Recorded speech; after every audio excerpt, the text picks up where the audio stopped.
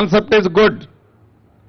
ఏదైతే మీరు ఈనాడు 1,00,000 కోట్ల పైగా ఖర్చు పెట్టారో, ఇంజనీర్లైన మీరు, అధికారులైన మీరు, డ్రాయింగ్లు ఇచ్చిన వాళ్ళైనా కానీ ఎక్కడైనా గోదావరి మీద కానీ మహానదుల మీద ఇటువంటి డ్యాములు కట్టేటప్పుడు ఇటువంటి కాన్సెప్ట్తో మీరు upstream cut off, downstream cut ఆఫ్ని ఏ రకంగా కట్టాలో పరిగణనలోకి తీసుకోవాల్సిన అవసరం ఉంది కదా. మీరు ఎందుకు తీసుకోలేదు అనేది నా ఫస్ట్ క్వశ్చన్. సెకండ్ క్వశ్చన్, మీరు డ్యామ్ కట్టిన మరుసటి సంవత్సరమే ఇందాక ఈఎన్సీ గారు చెప్పినట్లు మేము ఎక్స్పెక్ట్ చేసిన 28 లక్షల క్యూసెక్లు డ్యామ్ కట్టిన 2వ సంవత్సరమే సర్ప్లస్ అయింది అంటున్నారు. ఎస్, మీరు ఏదైతే ఎస్టిమేట్ చేశారో 28 లక్షలకో 30 లక్షలకో ఎస్టిమేట్ చేశారు. ఈ 28 లక్షలు 30 లక్షలు మీరు ఎస్టిమేట్ చేసిన క్యూసెక్లు డిశ్చార్జ్ అయినప్పుడు మీ డ్యాములు డౌన్ స్ట్రీమ్లో ఏదైతే ప్రొటెక్షన్ వర్క్స్ చేశారో ప్రొటెక్షన్ వర్క్స్ ఒక్క ఫ్లడ్కే వాషౌట్ అయ్యాయి. అసలు ఏమి మీరు డిజైన్ చేసినట్టు ఆ ఫ్లడ్కి డౌన్ స్ట్రీమ్లో మీరు ఏదైతే ప్రొటెక్షన్ వర్క్స్ చేశారో ఇవాళంతా శాండ్ మేత వేసిందో, ఏదైతే మీరు హెవీ బ్లాక్స్తో మేము ప్రొటెక్షన్ వర్కులు చేశామంటున్నారో అవన్నీ వాషౌట్ అయి మీరేదైతే డౌన్ స్ట్రీమ్ కట్ ఆఫ్ కూడా ఎక్స్పోజ్ అయిన మాట నిజమా కాదా?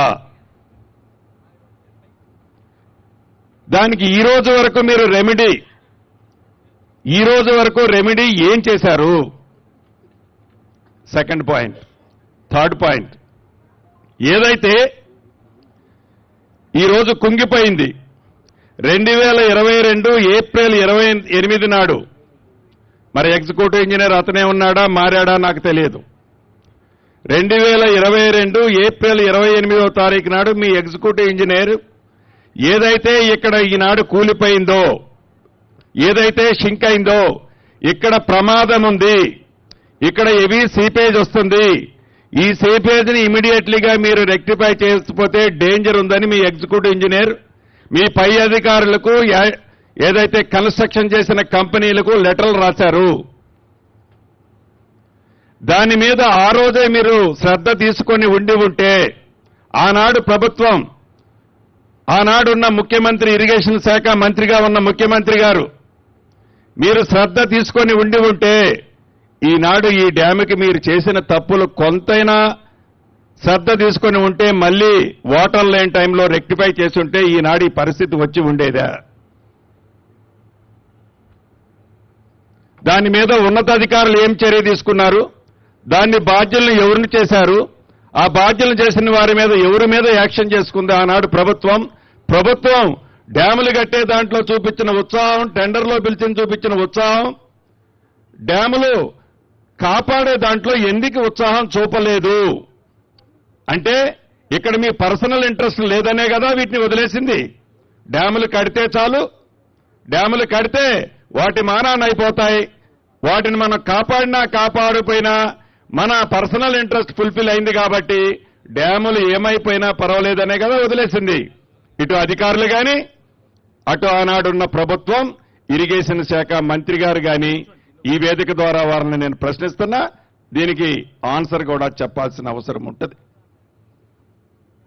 ఇక డ్యాము మీ క్రస్ట్ లెవెల్ ఎంత, గేట్ల లెవెల్లో ఉన్న మీ క్రస్ట్ లెవెల్ ఎంత, ఏదైతే మేడిగడ్డ డ్యాము నుంచి అప్ స్ట్రీమ్ డ్యాము వరకు ఉన్న బెడ్లోది ఎన్ని కోట్ల క్యూబిక్ మీటర్లు ఎర్త్ వరకు చేసినట్టు మీ ఎంబుకుల్లో రికార్డు చేశారు. దాంట్లో ఎన్ని వందల కోట్లు డ్రా చేశారు. అసలు ఆ బెడ్లో ఉన్న సిల్ట్ రిమూవ్ చేయాల్సిన అవసరం మీకేమొచ్చింది? ఎందుకంటే డెడ్ స్టోరేజ్ అది. మీరు అప్పుడు తీశారు, మళ్లీ వాటర్ ఫ్లో వచ్చింది, ఇవాళ శాండ్ బెడ్లోకి వచ్చింది. వేస్ట్ మెటీరియల్ కింద ఎన్ని కోట్ల క్యూబిక్ మీటర్లు మీరు రిమూవ్ చేశారు? ఆ ఎన్ని కోట్ల క్యూబిక్ మీటర్లకి ఎన్ని వందల క్యూబిక్ మీటర్లు ఆనాడు ఎవరికి దాన్ని డ్రా చేసి ఇచ్చారు? టెక్నికల్ గా దాన్ని మీరు ఎలా సపోర్ట్ చేసుకుంటారు? వీటి మీద తప్పకుండా ఈ డ్యాముకు సంబంధించింది. ఇక పై డ్యాము కూడా సిమిలర్. ఈ క్వశ్చన్స్ అన్ని కుంగిపోయిన డ్యాము కానీ, క్రాక్లు వచ్చిన డ్యాము కానీ, ఇంకా భవిష్యత్తులో ఇబ్బంది కలిగేది కానీ, నేనైతే ఒకటి నా డౌట్ క్లారిటీగా మీకు చెప్పేది, ఈ పిల్లర్స్ ఒక పిల్లర్తోనో 2 పిల్లర్తోనో 3 పిల్లర్లతోనో ఆగుతుందని నేను అనుకోవటం లేదు మంత్రి గారు. ఇది up stream cut off, downstream cut of ఏదైతే ఉందో దాన్ని ప్రాపర్ గా చెయ్యని కారణంగా ఈనాడు ఈ డ్యాములకి వచ్చిన పరిస్థితి. రెండోది క్వాలిటీ ప్రాపర్ గా చేయకపోవటం వల్ల వచ్చిన రెండో పొరపాటు. మూడోది ఏదైతే ర్యాఫ్ట్ వేశారో ఆ ర్యాఫ్ట్ కింద ఉన్న శాండ్ ని కాంపాక్ట్ చేశామని చూపించిన మీరు దాన్ని ప్రాపర్ గా కాంపాక్ట్ జరిగి ఉంటే ఈనాడు ఈ డ్యాములకి ఈ పరిస్థితి వచ్చి ఉండేది కాదు. ఈ ఒక్క డ్యాము ఒక్క పిల్లరు అనేది ఇప్పుడున్న మన ప్రభుత్వం కాదు, ఇది యావత్తు తెలంగాణ రాష్ట్రంలో ఉండే 4 కోట్ల ప్రజలకు సంబంధించిన ఆస్తి.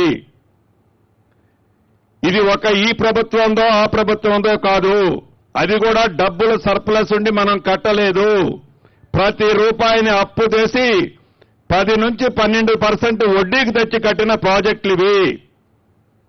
వీటిని అప్పట ఉన్న ప్రభుత్వం ఇంట్రెస్ట్ ఏంటో ఇందాక నేను చెప్పిన దాంట్లో మీకు అర్థమైంది. అధికారులు ఎందుకు శ్రద్ధ తీసుకోలేదో అర్థమైంది.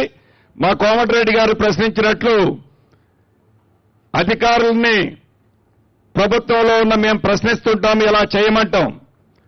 మేము చేయమని అన్నప్పుడు టెక్నికల్ ఫీజిబిలిటీస్ మీరు ఎందుకు ఆనాడు ఎక్స్ప్లెయిన్ చేయలేదు? నిజంగా మేము ప్రెజర్ పెట్టి ఉంటే మీరు ఆనాడే ఇందాక మా కోమటిరెడ్డి గారు అన్నట్లు మేము చేయలేం సార్ అని మీరు ఎందుకు డ్రాప్ అవ్వలేదన్నది కూడా నా ప్రశ్న. ఇది ఒక్క డ్యామే కాదు, పైనున్న అన్ని డ్యాములకు కూడా వర్తించుద్ది.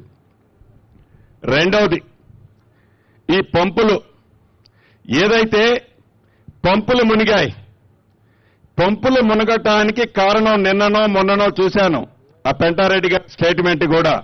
నేను ఆ రోజే చెప్పాను 152